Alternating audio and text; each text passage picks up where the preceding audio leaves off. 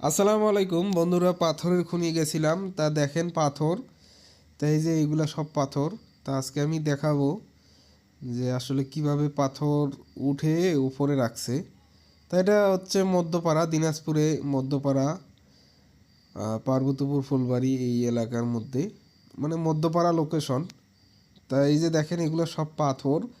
তো এই খনি থেকে উঠে এই পাথরগুলো এখানে রাখছে। এই যে দেখেন এইটার মধ্যে ট্রাকগুলো দিয়া পাথর যায় আসে। তা এই যে এই পাশে দেখেন সব কিন্তু এগুলা পাথর। ওই পাশেও কিন্তু এইরকম বড় বড় পাথর রাখছে। তা এটা কিন্তু পাথরের খনি যেহেতু। আর এই যে দেখেন পাথরগুলো আমি দেখাচ্ছি। এই যে দেখেন অনেক সুন্দর পাথর। তা আপনারা মধ্যপাড়ায় আসলে কিন্তু এই পাথরের খনিটা দেখতে পারবেন আর এরকম পাথর দেখতে পারবেন। তা সবাই ভালো থাকবেন, আমাদের ইউটিউব চ্যানেলটি সাবস্ক্রাইব করবেন।